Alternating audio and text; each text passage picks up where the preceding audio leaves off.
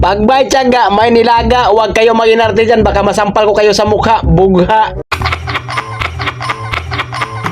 Good day mga chuy, for today's job order magwidritik sa talinaw kay kadagatan hastang kalangitan. Di lahat ng mga pugi sa TV kinukuha, may iba dyan sa barko mo lang makikita. Kung wala kayong juwa, magmahal kayo ng seaman kasi ang barko kaya naming linisan, bihisan, pinturahan, in short alagaan, ikaw pa kaya bukya. Huwag kayong matulala sa inyong nakikita, pugi lang yan na laging nakahanda sa barko nyo lang makikita. Ating tinitignan ang trabahong pinagplanuhan upang magawan ng masusing mga hakbang para ang trabaho maayos at maganda ang kinalalabasan, bugasan. Kaming mga seaman, pangalan lang ang masarap pakinggan pero ang totoo, kabaliktaran ang nangyayari sa tunay naming nararanasan. Kahit anong uri ng trabaho, hindi namin yung inaatrasan, inaayawan, basta kaya ng aming katawan, hindi namin pinapalagpas yan. Malinis, marumi, mahirap, masarap, yan ang tunay na realidad na aming kinakaharap pero dinadaan lang namin sa tawa at iyak. Huwag kang malungkot dyan, baka paluin pa kita ng itak. Agay! Mapriso ka!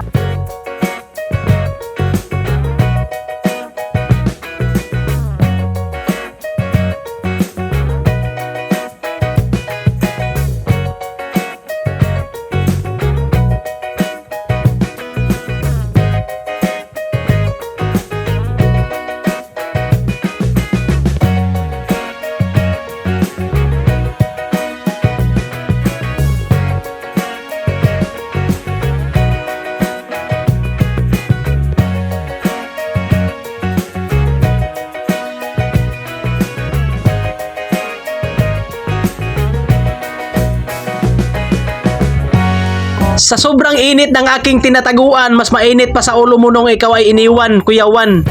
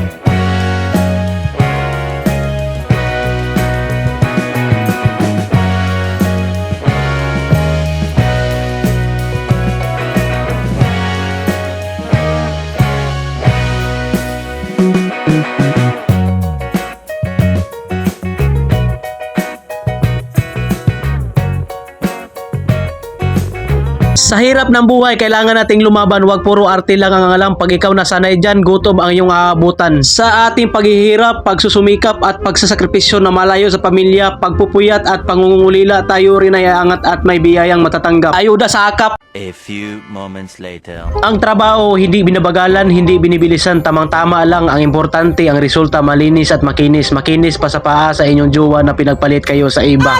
Dahil tapos ang trabaho, matik, kailangan nating mag-relax, magpahinga, mag-isip-isip kung kumusta na ba siya. Iba pala ang naisipan kundi kaon ang tirada, kasama to sa kontrata at grasya galing sa kumpanya, pinya. Nasapid at kuyain mo din ang pagkain hanggang sa mabusog ka kasi ito ay bayad na. Kasi kapag nasa lupa ka na, bawat nguya mo sa pagkain ay may halaga. Swerte mo lang kung may pambayad ka at malas mo kung utangin mo pa, tupa. Yan ang realidad sa seaman pag nasa dagat pa o nasa lupa na. Laging tandaan, katawan ng puhunan, basta trabaho ang pag-uusapan. Para malusog ang katawan, tubig ang kailangan. Para matulak din ang biskwit na kinain, mapuntang tiyan, busog pagkahuman.